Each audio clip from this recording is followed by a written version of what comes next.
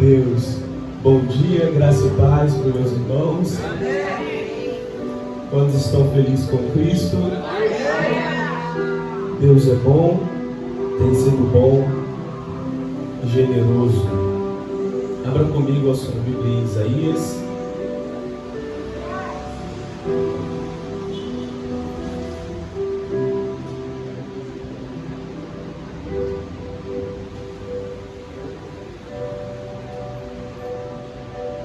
Isaías 53.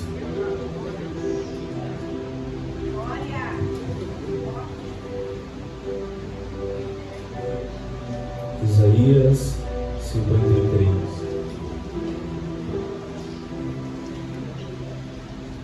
Meus amados irmãos, para alguns que me conhecem, outros que não, me chamo Luiz, exerço o ministério de evangelista ali no Colônia, aqui do lado, na Assembleia de Deus Palavra Fogo e Poder, qual o pastor presidente, juntamente com sua esposa, é o pastor Marco, missionária Silvana.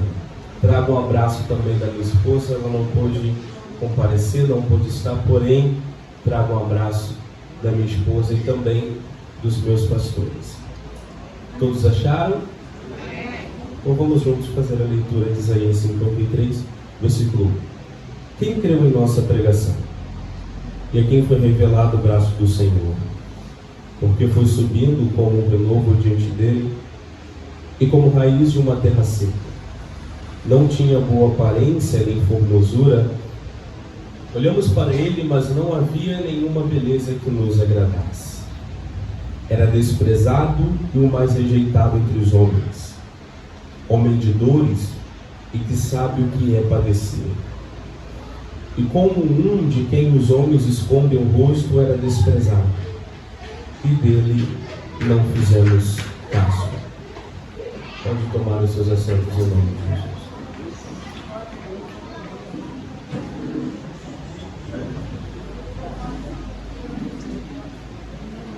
Isaías 53, um texto bem conhecido por nós, bem falado e comentado no nosso meio. Um texto que fala sobre um acontecimento, um texto que de antemão, ou seja, antes mesmo de acontecer, ele já narra um acontecimento histórico, ele narra um acontecimento real, ele narra uma história viva, antes dessa história se concretizar. Uma história que vai impactar diretamente em nós, uma história que nós precisávamos. Isaías 53 é como a escrita de um livro que nós precisávamos. Isaías 53, ele está falando sobre aquele que tem poder para redimir a humanidade, aquele que tem poder para fazer a redenção que a humanidade precisa. Essa carência de uma redenção, essa carência de sermos resgatados, essa carência de sermos levantados novamente, ela começa, ou melhor, ela passa a existir após Gênesis capítulo 3. Nós também sabemos o que acontece lá. O que acontece é que em Gênesis capítulo 1, 2 e 3, resumidamente, Deus cria todas as coisas. Deus cria as potências do ar, Deus cria o mar, cria tudo que existe no mar, cria também os animais, as aves que voam sobre a face do abismo. Logo após, ele cria o homem como a coroa de sua criação. Logo após, ele faz do homem com as suas próprias mãos. Olha, nós não vemos na narrativa da criação Deus colocar a mão em outra coisa para fazer. Bem pelo contrário, a sua palavra vai criando todas as coisas, porém quando chega no homem, ele põe a sua própria mão. E aqui nós vemos algo interessante, como pode a mão de obra de Deus. Não existe uma mão de obra mais cara do que essa. Não existe profissional que tenha uma mão de obra tão cara quanto a mão de obra do próprio Deus. Ele olha para aquele barro e diz: aqui eu vou depositar a minha mão de obra. Essa mão de obra rara e caríssima, que não tem como ser comprada, com muito carinho, com tanto carinho que ele cria o homem à sua imagem e semelhança, no sentido de santidade, domínio, poder, tanto que o homem ele governava sobre os animais. Após a criação do homem, Deus faz com que ele seja aquele que vai cuidar da terra, já um agricultor de nascença, e também cuidar dos animais. A mão de obra de Deus está agora cuidando da sua criação. Porém, Deus, Ele cria alguém para estar junto desse homem, para estar junto dessa criatura, desse filho que Ele mesmo criou, com a sua mão de obra. E o que acontece é que a mão de obra, chamado homem, ele se corrompe, ele quebra, perdendo o valor da mão de obra de quem o criou. Interessante, pastora, é que ele não deixa de ser um ser criado por Deus, mas perde o valor de ser criado por Deus. Isso é muito interessante, nós precisamos entender qual o sentido evangelista. Eu não deixo de ser uma criatura, mas perco o valor. É que, meu amado irmão, você foi criado pelas mãos de alguém que não é qualquer um. Você foi criado pelas mãos de alguém que não foi criado por outro ser. Você foi criado pelas mãos de alguém que ele diz também no livro de Isaías: antes que houvesse dia eu sou. Não há ninguém que possa livrar do poder das minhas mãos, porque quando eu decido operar, quando eu tomo a decisão de operar, não tem quem possa impedir. Você foi criado por esse ser, você foi formado por esse ser, então você tem um valor. Mas quando você se corrompe, você perde essa essência de ser criado por esse ser. Não deixe de ser criatura, mas deixe de ser valioso. O apóstolo Paulo, mais à frente, ele diz: nós somos vasos de barros, que temos dentro de nós tesouros. Esses tesouros só podem ser colocados pela mão de um ser que não foi criado por ninguém. Então o homem, ele rompe, ele acaba transgredindo uma ordem, uma lei. Transgredir é literalmente você ultrapassar um limite. Deus, ele tinha colocado um limite, e o limite era não comer da árvore que dava ao homem o conhecimento ou a ciência do bem e do mal. O homem, ele transgride, ele rasga esse limite. Interessante, todas as vezes que o homem rasga o limite, ele não só rasga o limite, ele quebra uma imagem que tem dentro dele. Existe uma imagem dentro de nós. O homem tinha a imagem, a semelhança de Deus dentro de si. Mas todas as vezes que nós rasgamos limites colocados por Deus, nós rasgamos essa imagem que é dentro de nós. Ou seja, as nossas ações, as nossas escolhas, os nossos pensamentos, que às vezes viram realidade, tem o poder de rasgar a imagem que foi colocada dentro de nós. Logo após Adão, juntamente com Eva, que quebraram, que rasgaram, que transgrediram a lei, eles têm um filho, e a narrativa bíblica é: e Adão teve um filho, a sua imagem e a sua semelhança. Não tem mais a imagem de Deus, não tem mais a semelhança de Deus, porque a imagem e a semelhança de Deus não fica enrolada com o pecado. A imagem e a semelhança de Deus não fica enroscada com quem transgride a lei. Meu amado irmão, não pense você que sendo adúltero continua sendo filho de Deus. Não pense você que sendo fornicário continua sendo filho de Deus. Você continua sendo criatura, porque aquele que te criou não volta atrás. Mas o valor de filho é perdido, o valor de ser tocado por ele é perdido e fica para trás. Então a essência vai embora, o vaso perde o tesouro e fica somente o barro.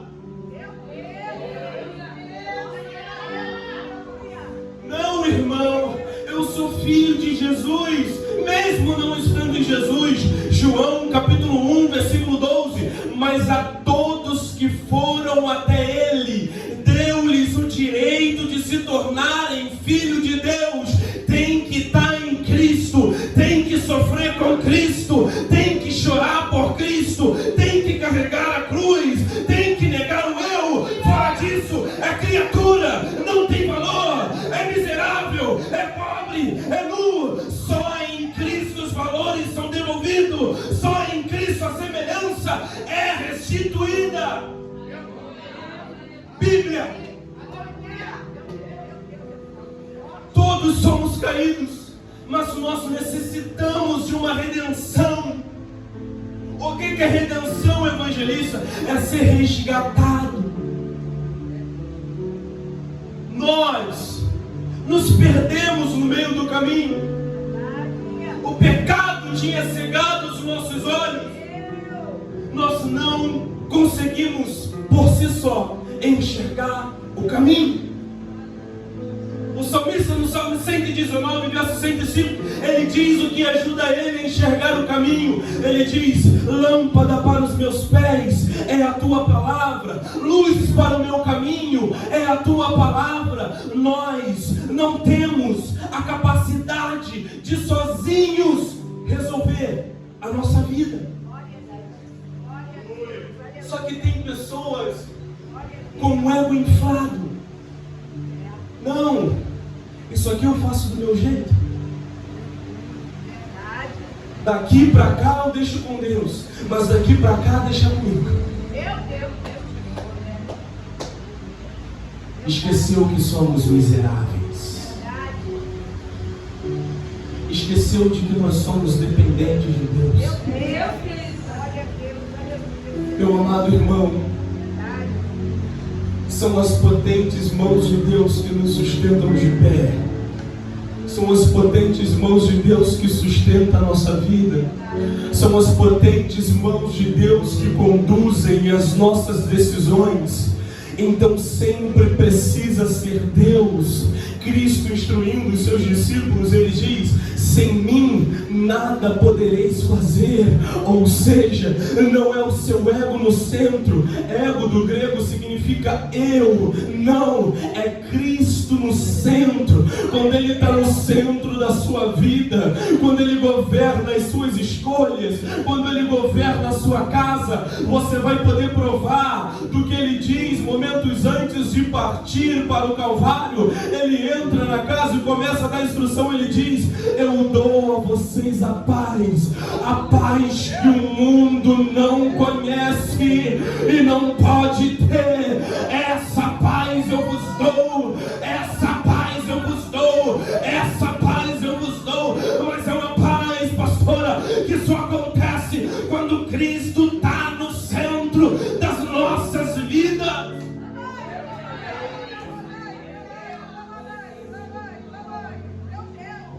Nós só recebemos a paz quando nós tiramos o ego e colocamos Cristo. Então, há uma necessidade de ser redimido. Nós precisamos de um resgate divino. Israel caminhou, peregrinou, alcançou algumas terras, chegou até a promessa de Deus, que era uma terra muito fértil. E aí, Israel começa por não olhar para a lei de Deus, eles começam a transgredir a lei, eles não conseguem obedecer à ordem divina. E agora, a palavra que ilumina o caminho precisa ser encarnada. A palavra que conduz o perdido precisa ser encarnada. E agora que nós entendemos que contudo para a criação Deus deu a sua palavra, e o homem além da palavra Ele colocou as mãos. Quando nós conseguimos entender João capítulo 1, no princípio era o verbo era Deus, Ele estava com Deus, tudo foi feito por Ele, e sem Ele nada do que foi feito se faz. Mas para frente, João ainda falando sobre esse verbo, que ele ainda não deu um nome para esse verbo, ele diz: Ele se fez carne e habitou entre nós, Ele andou no nosso meio. E João, o que ele fez? Qual era a sua missão? A sua missão era redimir a humanidade que precisava ser resgatada. A sua missão era levantar os caídos. Isaías, ele fala isso: o Espírito de Deus está sobre mim, eu fui enviado para pregar aos cativos, para livrar aquele que estavam em prisões, tirar das algemas quem estava algemado. É para isso que ele foi enviado, meu amado irmão. Ele é o verbo encarnado. O apóstolo Paulo diz: ele tem sobre os seus ombros principados e potestade, sobre o nome dele está todo o poder. Ele ganhou um nome acima de todo nome. Ele reina no céu, na terra e debaixo da terra. É o verbo encarnado, o que redime a humanidade. E ele tem um nome. Ele se chamará Emanuel, Deus conosco.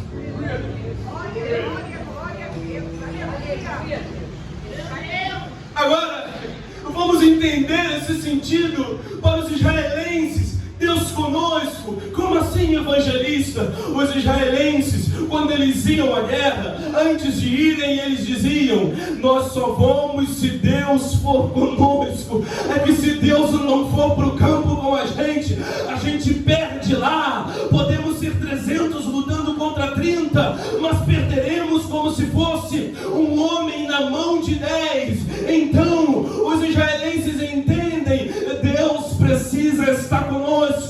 Se Deus está conosco, é o que nos basta. A maioria sem Deus é minoria, e minoria com Deus é maioria. Os israelenses entenderam que Deus conosco é o que nos basta.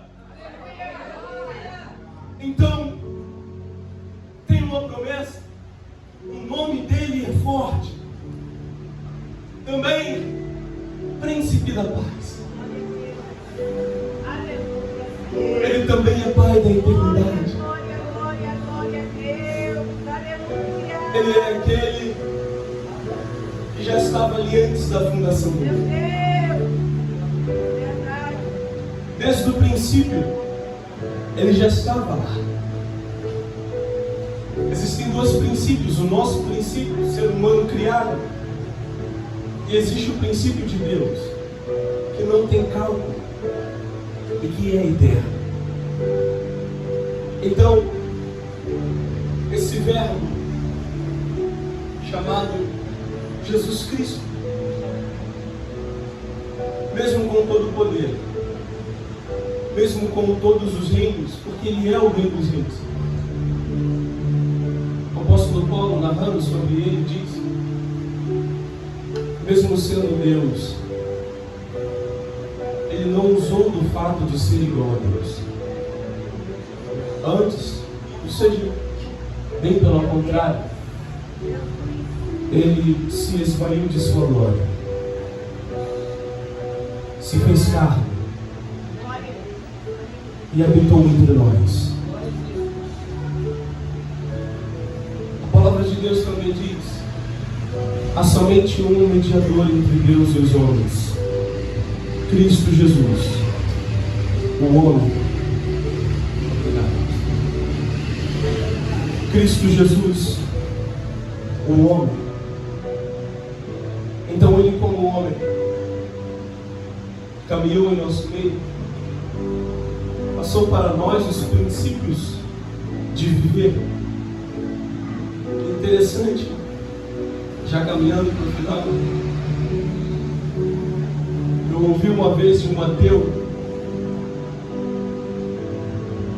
ele dizia assim: olha, mesmo que eu não acredite na existência de Deus, eu leio a Bíblia. Eu perguntei: mas por qual motivo você lê a Bíblia? Ele falou assim: é que ela consegue conduzir a minha vida de uma forma que eu consigo desviar dos erros do cotidiano. Eu olhei, eu não falei nada, mas o Espírito Santo falou dentro de mim: eu estou trabalhando na vida dele. Então, meu amado irmão, o Verbo encarnado, ele veio para nos conduzir na direção certa. Em João capítulo 14, momentos antes de sua morte, ele diz: sabe qual é o caminho? Vocês querem saber? Eles diziam: qual é o caminho? Qual é o caminho? Ele diz: eu sou o caminho, eu sou a verdade, eu sou a vida. Ninguém vem ao Pai se não for por mim.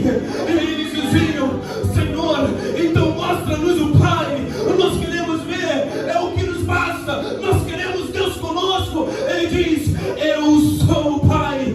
Vocês estão andando tanto tempo comigo e ainda não me conhecem. Ele é o caminho, Ele é a vida, Ele é a redenção, Ele é o Pai, Ele é o nosso Redentor, Ele é o nosso mediador, Ele é tudo em todos. Ele é além do que nós pedimos, Ele é além do que pensamos, Ele é além, Ele também consigo mesmo nos dá além do que pedimos, nos dá além do que pensamos e é além do que merecemos.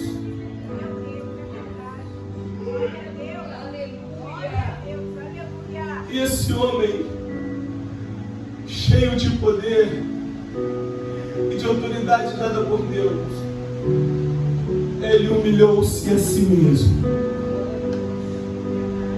ao ponto que no capítulo 13 de João, ele está cingido com uma toalha na cintura, começa a lavar os pés dos seus discípulos. E aí Pedro, ele indignado, ele fala: Senhor, por que você lava os meus pés? Ele diz: Pedro, o que eu estou fazendo agora você não vai entender.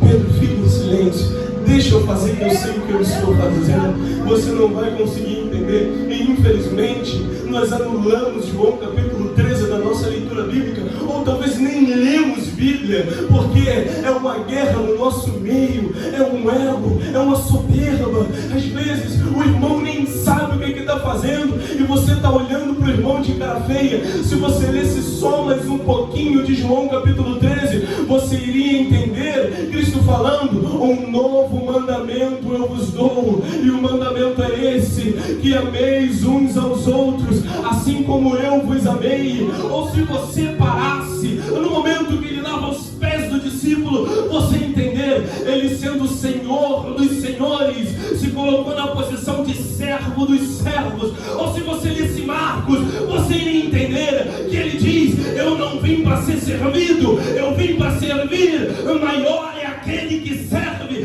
maior é aquele que serve, maior é aquele que serve, maior é aquele que serve, maior é aquele que serve.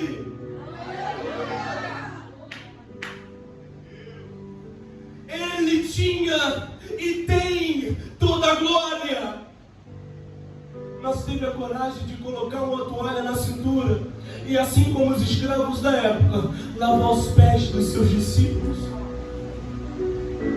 E nós, miseráveis, pobres, nu, não temos nada aqui. Às vezes fazemos fofoca com o nome do irmão e o maltratamos. Por isso que Tiago fala: bem-aventurado é o homem que consegue refrear sua língua. Porque refreando a sua língua, ele consegue refrear todo o corpo. Porque com a língua bendizemos a Deus, e com a mesma língua amaldiçoamos o nosso irmão, que é a sua imagem e semelhança. Bem disse Davi: ah, Senhor, coloca uma trava na minha boca, como se põe na boca do jumento. Bíblia. Cristo não. Cristo, que ele precisava falar, ele falava face a face. Quando ele não gostou do comentário de Pedro, Pedro disse: Senhor, não diga que vai ser crucificado, essa coisa não te pode acontecer, não pode sobrevir contra você. Ele olhou para Pedro: Pedro, eu sou sincero, para trás de mim, Satanás.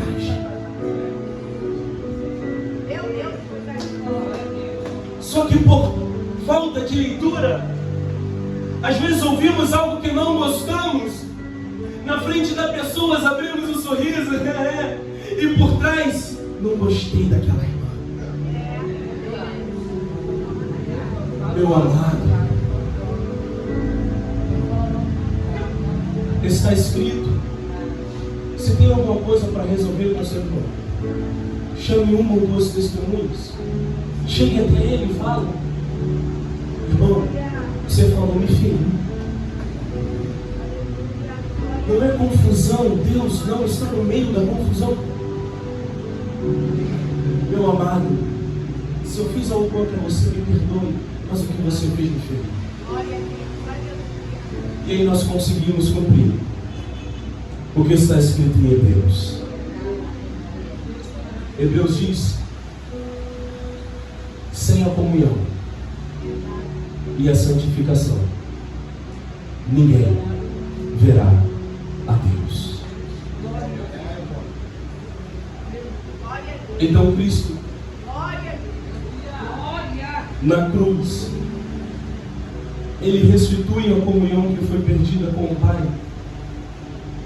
Nós estávamos longe, nós estávamos distantes, e ele com a cruz nos redimiu. Ele cumpriu a grande missão. Ele conseguiu ir até o fim. Ele não transgrediu, ele não transpassou, bem pelo contrário, em tudo ele foi obediente, ele cumpriu toda a lei. Ao terceiro dia, ele ressuscitou, deixou uma promessa a nós, dizendo: fiquem aqui em Jerusalém, até que do alto vocês sejam revestidos de glória. Cristo sobe, em Atos 2, o Espírito Santo desce.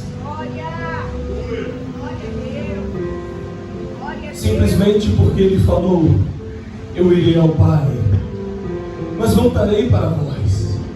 Porém, nesse período que eu irei ao Pai, eu não vos deixarei órfão, porque vocês precisam de alguém que esteja sempre conduzindo vocês para o caminho. Então Cristo sobe, o Espírito Santo desce.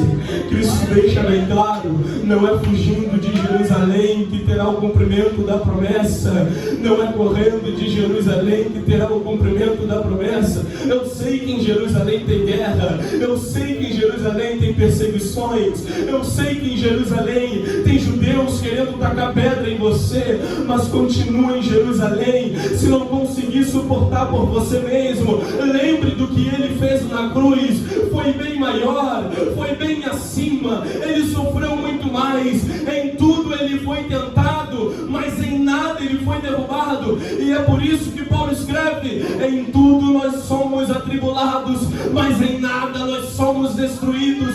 Tudo se levanta contra nós, mas nada nos derruba. Então, meu amado irmão, por causa da cruz, por causa da redenção, por causa do sacrifício, fique em Jerusalém, permaneça em Jerusalém, porque é em Jerusalém que tem cumprimento, é em Jerusalém que tem a palavra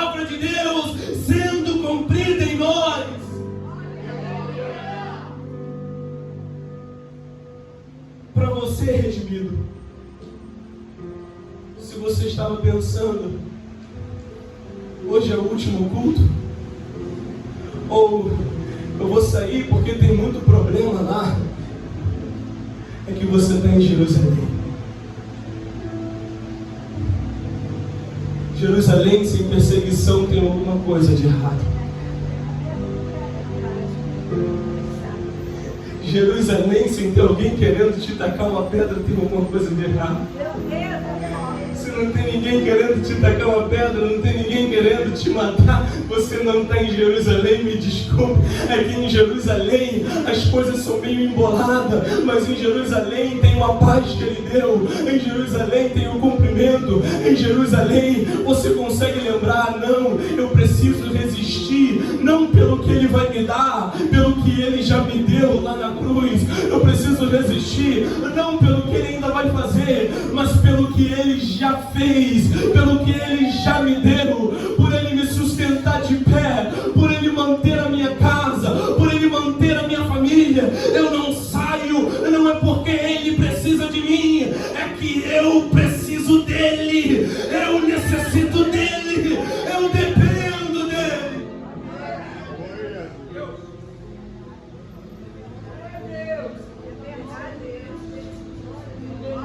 Então, sim, Ele foi trespassado por amar ao Pai e obedecê-lo, e por amor a nós.